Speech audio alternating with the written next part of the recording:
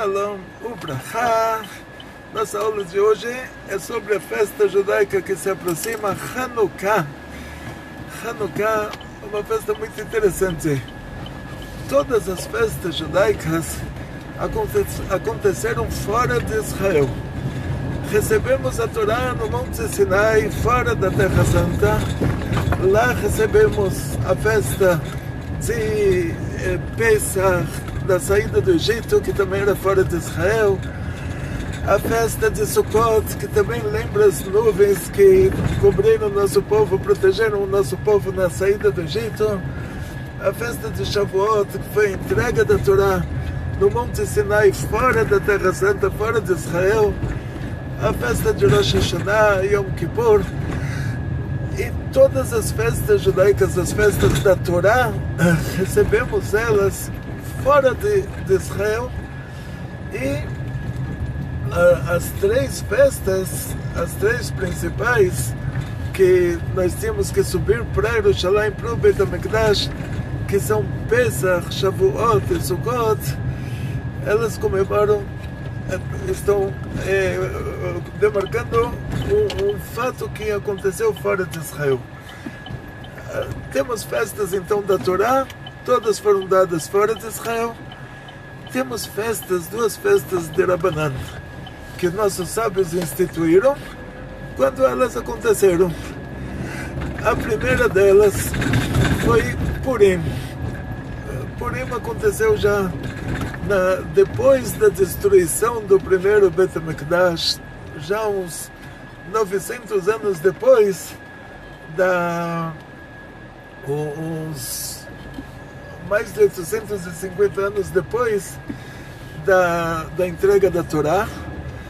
E essa festa aconteceu na Pérsia antiga, hoje é o Irã, e lá foi decretado um holocausto para todo o povo de Israel. A Pérsia antiga era mais do que Estados Unidos, era a única potência mundial, era o único país que existia no mundo. Naquela época existia a Grécia também, que pertencia à Pérsia. O mundo inteiro era do Egito até o Vale do Rio Indo, do Egito até próximo à Índia de hoje.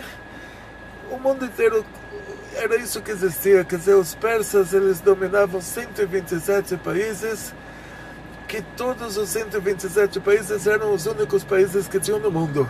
Ou seja, naquela época a Europa era a floresta amazônica, a Américas nem precisa dizer, Extremo Oriente e tudo mais. O que aconteceu na prática, quando aconteceu o grande milagre por meio de Mordecai Tzadik, do grande Tzadik daquela geração, por meio da Esther, que era uma tzadeket verdadeira, que se tornou a rainha da Pérsia, assim, foi tudo assim bem.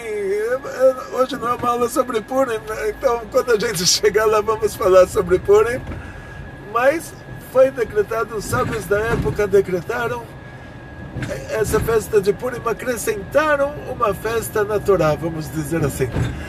Ficou uma festa de Rabanan. Depois disso, uma parte dos judeus voltou para a Terra Santa. O rei da Pérsia deu permissão para construir o segundo Beit HaMikdash, até que um belo dia os gregos, eles se revoltaram, eles montaram o Império Grego. Esse Império Grego chegou da Grécia até a Pérsia. Eles pegaram os países que pertenciam à Pérsia, e os próprios gregos no final se dividiram em três países. Um país, vamos chamar eles de gregos sírios, eram esses gregos ruins que decretaram para nós todos os sofrimentos. Não tem a ver com a Grécia de hoje, com o país que é a Grécia. Quer dizer, aqueles gregos sírios eram um país por si só. E tinham gregos egípcios, eles se dividiram em 3 países. O que importa para nós, aquele país que nos causou todo o problema, eram os gregos sírios. E a festa de Hanukkah, ela tem uma característica que ela é a única festa judaica que aconteceu na terra de Israel. Ou seja, nós como judeus religiosos, a gente não considera festas laicas, né? A gente não considera tipo o dia da independência de Israel, o dia do Holocausto, porque para o dia do Holocausto nós já temos o dia de 9 de Av, que é o dia de todos os sofrimentos, Holocausto, Inquisição, Cruzadas, tudo que tem de ruim. E para o dia da independência a gente já tem Pesach, que nos tornamos um povo, nos tornamos independentes. Então festas do Estado de Israel de hoje, como o dia do Holocausto, dia da independência, dia de Jerusalém, isso para nós não são festas judaicas religiosas, são festas laicas. Agora, quando se fala de festas judaicas religiosas, a festa de Hanukkah, ela entrou na nossa história como uma festa judaica religiosa. Aconteceu lá um grande milagre, e para quem não acompanhou assim, a história judaica, contar para vocês super em resumo o que a gente vai comemorar no calendário judaico no dia 25 de Kislev.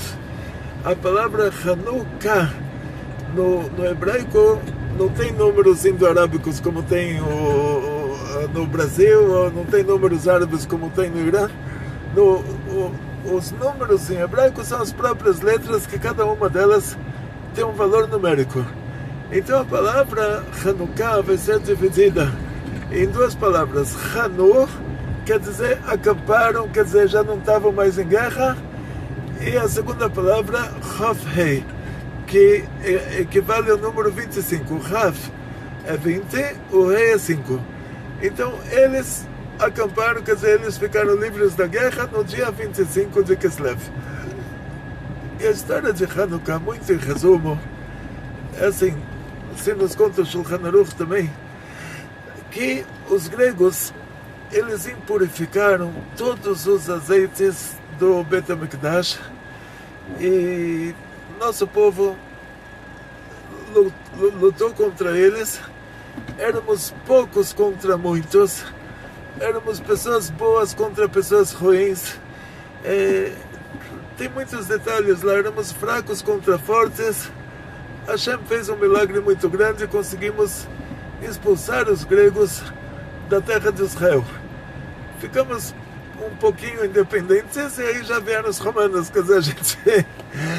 E qual o motivo, Deus me livre, que isso aconteceu? Por que já não tivemos a nossa grande independência total? Por que a independência durou tão pouco tempo e saímos dos gregos e já entramos diretamente nos romanos? E o motivo para isso é o mesmo motivo pelo qual nós não temos muita matéria sobre Hanukkah, muita matéria judaica.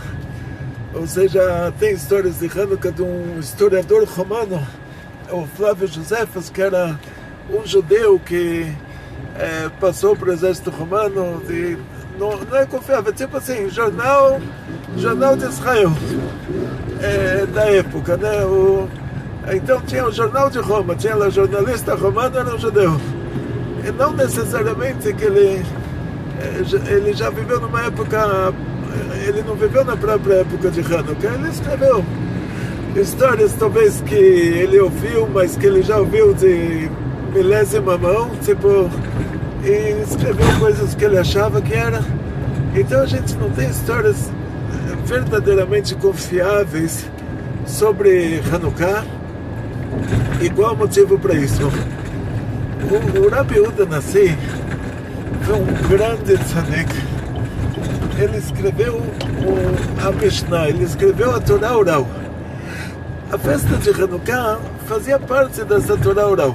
Foi uma festa que foi decretada quando aquele milagre aconteceu, que nós lutamos contra os gregos, ganhamos a guerra, expulsamos os gregos da nossa terra, fomos para o Beit HaMikdash, os Kohanim, os sacerdotes judeus, foram para o Beit HaMikdash, acenderam a menorá, e todos os azeites tinham sido impurificados.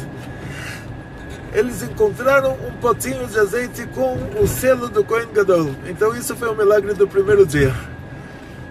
Depois, para purificar uma pessoa pela Torá, tem que 7 dias, nesses 7 dias, 2 vezes o Kohen vai espirrar nele um pouquinho de água com aquele pozinho da vaca vermelha, um assunto para uma aula por si só.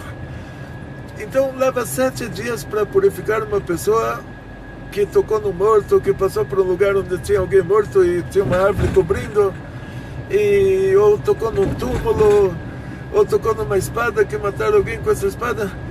Então leva 7 dias para purificar uma pessoa, sendo que a guerra abrangeu tudo, quer dizer, não teve ninguém que não teve que enterrar alguém, que não participou de algum funeral.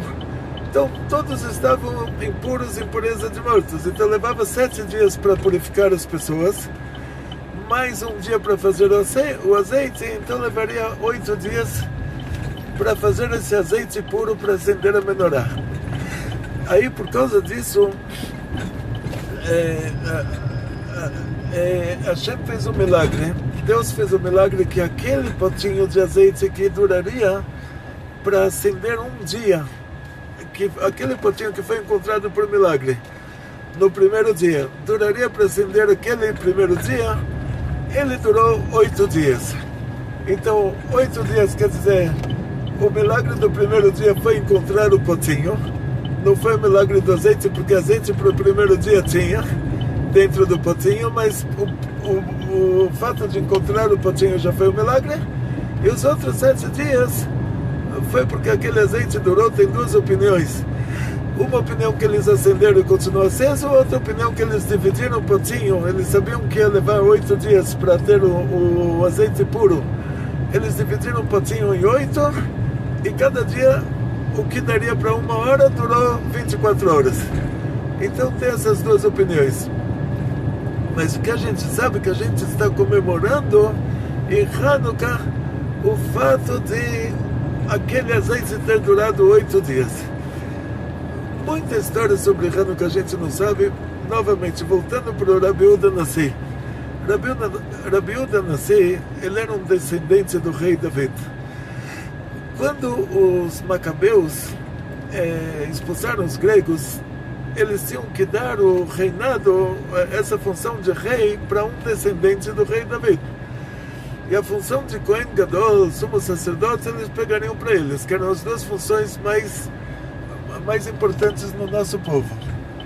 Só que, sendo que isso aconteceu em Israel, a gente vê sempre no noticiário, tem lá alguma coisa que todo mundo quer, todo o poder para si. Tipo, você vê agora, enquanto eu estou dando para vocês essa aula, o Bibi Netanyahu está brigando não quero entrar nos detalhes, porque quando você vê noticiário de Israel, você fala, olha, nem parece que tem o Irã lá do lado, porque eles estão tão envolvidos em cada um querer todo o poder para si, então parece que esse ambiente já existia naquela época. Os macabeus, eles pegaram tudo para si próprios, tipo, pegaram o reinado para si próprio, colocaram um Cohen como rei, que não poderia fazer isso, teria que dar para um descendente do rei David. A consequência disso é que essa independência não durou muito tempo, depois vieram os romanos, e a consequência disso também é que Rabi Yehuda Nassi, quando ele escreveu as Mishnayot, quando ele escreveu a Torá oral, ele escreveu uma Sechet, um tratado de Torá oral para cada assunto judaico, para cada festa judaica. Ou seja, ele escreveu um tratado de Shabbat, um tratado de Rosh Hashanah, um tratado de Yom Tov. Ele escreveu um tratado de Megillah, que é uma Sechet de Purim. E para Hanukkah não, ele não escreveu Mishnayot de Hanukkah. Aonde entrou o Hanukkah nas Mishnayot de Shabbat tem uma Mishnah que fala sobre os azeites e que pode acender a Hanukkah com qualquer, que todos os azeites, são permitidos para Hanukkah. E nessa Mishnah se pergunta o que é Hanukkah, e aí se responde rapidamente. Essa Mishnah está em Masechet Shabbat, que os gregos eles entraram no Eichal, eles impurificaram todos os azeites do Beit HaMikdash, do Templo Sagrado de Jerusalém, e os judeus eles expulsaram os gregos, eles purificaram, eles acenderam de novo a menorá. A história está lá muito em resumo. Essa é a história judaica, de fonte judaica, que a gente tem sobre Hanukkah. Aí chegam, a primeira pergunta é: por que o Rabi Yehuda Nasi não se dedicou ao assunto de Hanukkah da mesma maneira que ele se dedicou ao assunto de Purim? Porque de cada tratado de Mishnah depois surgiu um tratado de Gemara, de Talmud, e Hanukkah ficou em falta.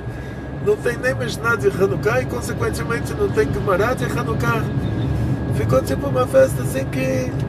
Aí você fala, qual que foi o problema?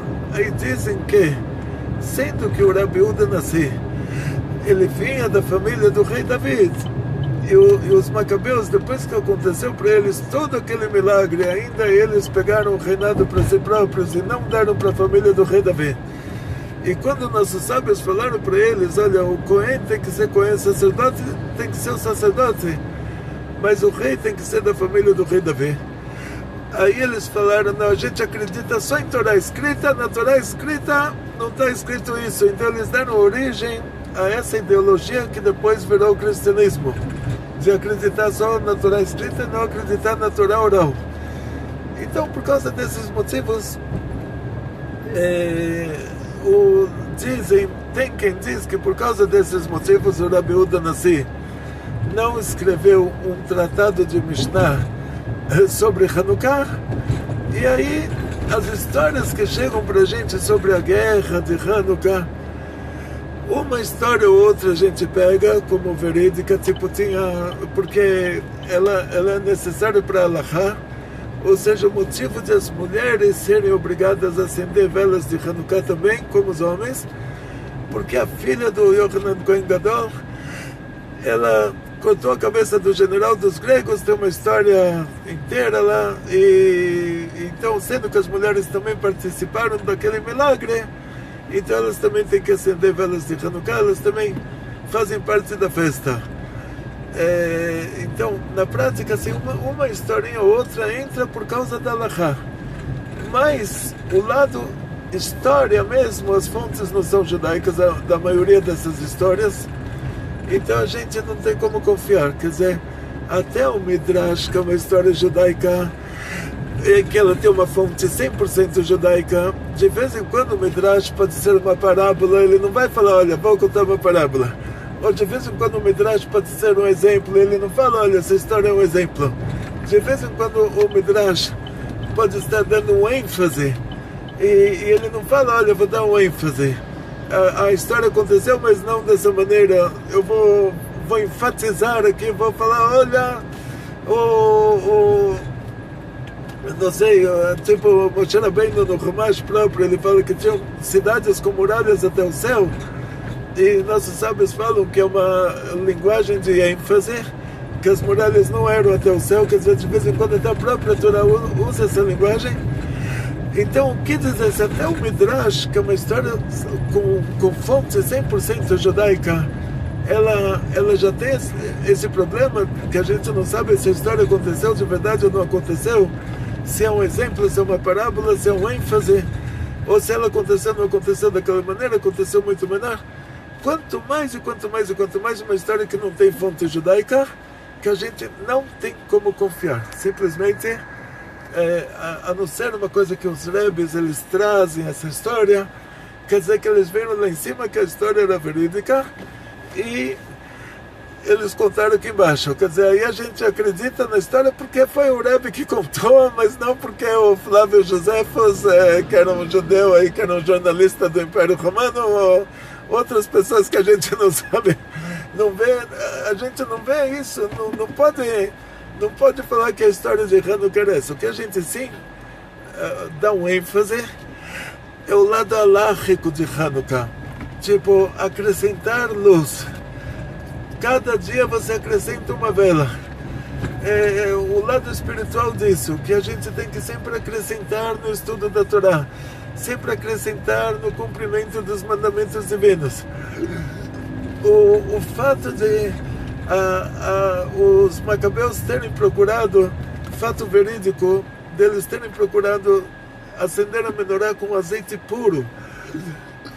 Então a gente vê que todos os assuntos judaicos eles têm que ter uma fonte pura. Por isso que nessa própria história de Hanukkah vocês vão me contar muitas histórias. Vocês compraram um livro dessa grossura sobre Hanukkah que vai contando a guerra lá detalhadamente, e quem escreveu isso foi alguém que gostava de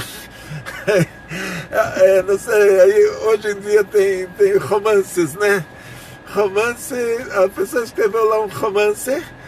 Ele pega um fato verídico. Teve uma guerra entre judeus e gregos sírios. E os judeus eram poucos, os gregos sírios eram muitos. Os judeus eram fracos, os gregos sírios eram fortes. Os judeus eram bons, os gregos sírios eram ruins.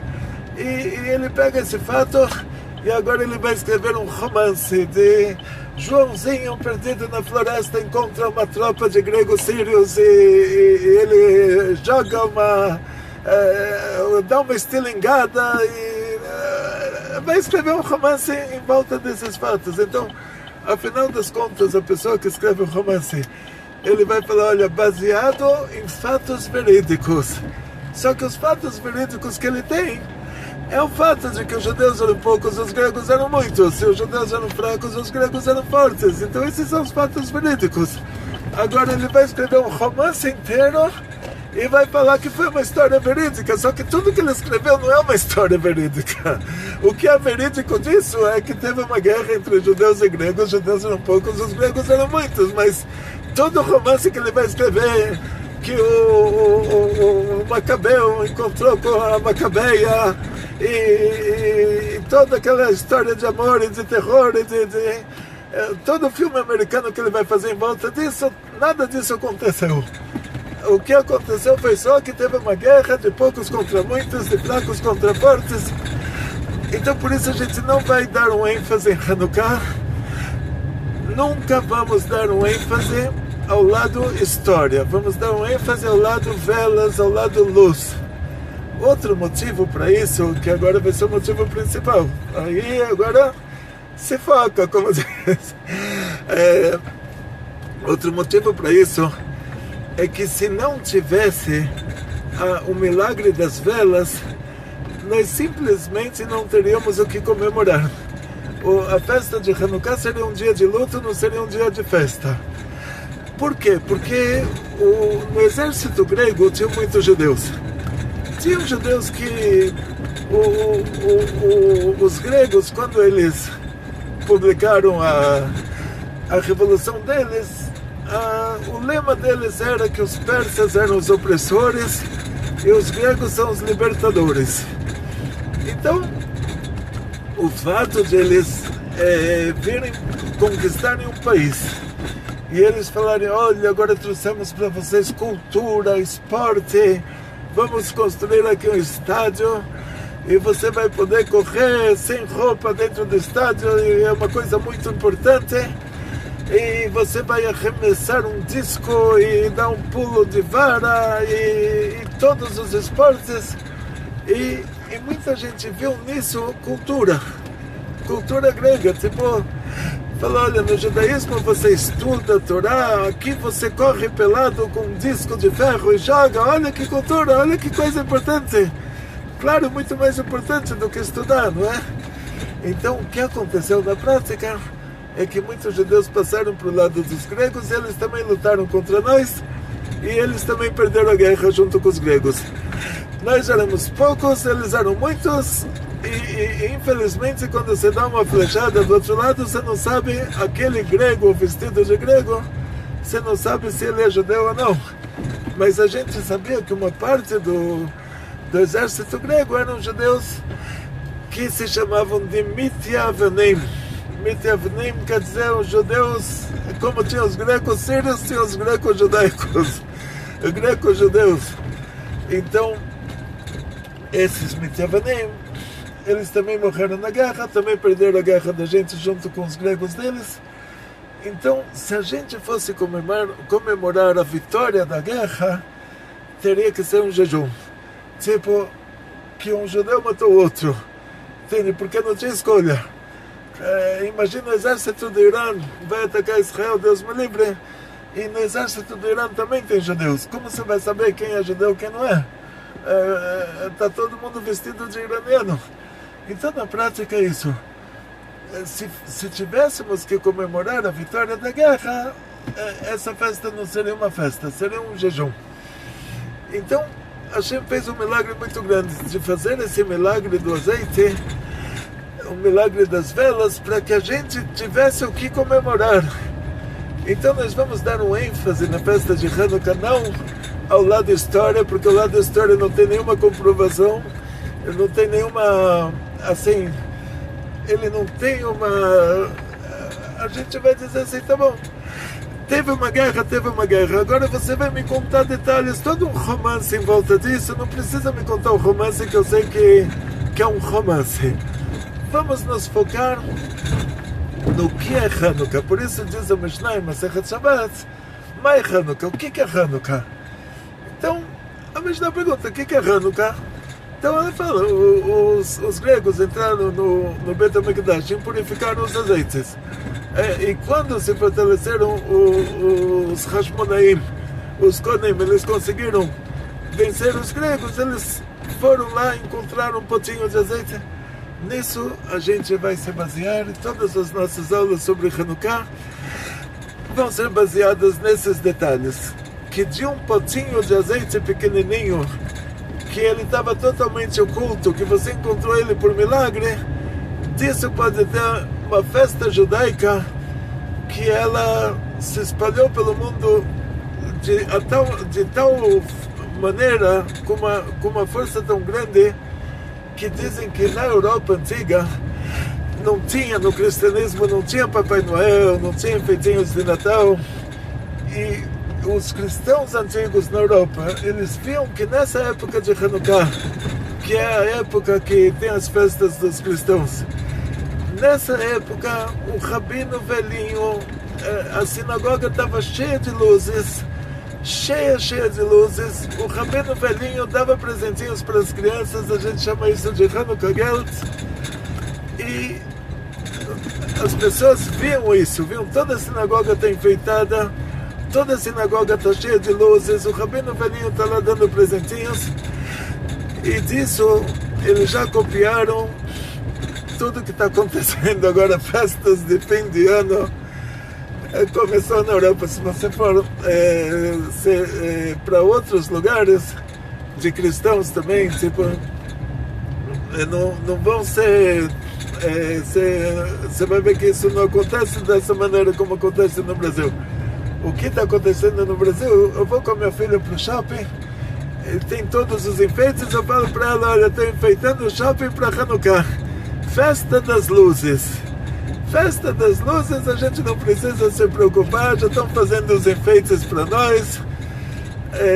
No nosso prédio, a gente coloca uma Hanukkah, tem a lei de liberdade religiosa no Brasil. Se colocar uma árvore de Natal no seu prédio, é permitido para você colocar Hanukkah também, liberdade religiosa. E eu vou explicando para minha filha todas as árvores com luzinhas. Olha, festa das luzes, a gente está vendo luzes por todos os lados, estão fazendo trabalho para nós, muito obrigado. Então, voltando para Hanukkah, essa história de Hanukkah em resumo. Depois vamos entrar em mais detalhes. E o que a gente está comemorando em Hanukkah é a única festa judaica que aconteceu em Israel. Éramos poucos contra muitos, fracos contra fortes, puros contra impuros. Hashem fez um milagre, a gente vai comemorar esse milagre com muita alegria, com muita energia, porque esse milagre foi um mimo. Esse milagre foi Deus mostrando pra gente que, olha, quando o milagre é que você está sem comer e você encontra comida, Deus te manda, você está sem dinheiro, Deus te manda dinheiro. Você está precisando de uma necessidade básica, aí você fala, tá bom, o pai ele tem que dar para o filho tudo que o filho precisa. Agora, quando o milagre é um mimo, é uma coisa que não precisava, como o milagre de Hanukkah, então você já vê um amor que a Hashem tem pela gente, que não é só uma obrigação em relação a nós. Não é só a gente falar para a Hashem, olha, você está fazendo milagres para a gente, nós somos seus filhos, então da mesma maneira que eu compro comida para minha filha, então você tem que dar comida para a gente. Mas agora já é um mimo. Essa festa de Hanukkah é Deus mimando a gente, mostrando para a gente, olha, estou dando para vocês um motivo para comemorar que não tem necessidade, não precisava fazer isso. E estou mostrando para vocês o carinho que eu tenho por vocês. E por isso a gente vai acrescentar muita alegria na festa de Hanukkah, que não tem nas outras festas. Não vamos nos focar no assunto das guerras, dos mortos, isso tudo já não é a nossa cultura, já é quem dá um ênfase ao assunto da guerra, já vem aí do Flávio Josefos e outras fontes que não são. Nossas fontes são acrescentar luz. A gente vai acrescentar luz e mais luz e mais luz e mais luz. E a gente, na nossa religião, quando você fala sobre hoje em dia, o que é o principal de Hanukkah, o que a gente comemora? A partir da primeira festa de Hanukkah que aconteceu, o que a gente está comemorando? Que estamos acrescentando luz. Esse vai ser o nosso foco. Muita alegria, alegria é luz, tem que acrescentar alegria, e cada dia ficar mais alegre, mais alegre, mais alegre, mais energia, mais energia, mais energia. A gente vai estudar mais Torá, cada dia acrescentar um pouquinho, como na festa de Hanukkah, cada noite você acrescenta uma vela, aqui a gente vai acrescentar também, pegar essa ideia que a limba kodesh vem moridim, que tudo que é sagrado você sempre tem que cada vez acrescentar um pouquinho e nunca baixar, sempre acrescentar. Atzlachá, briut, parnassá, bechefa, muito sucesso, muita saúde, muito dinheiro, muitas felicidades, vekol tuv.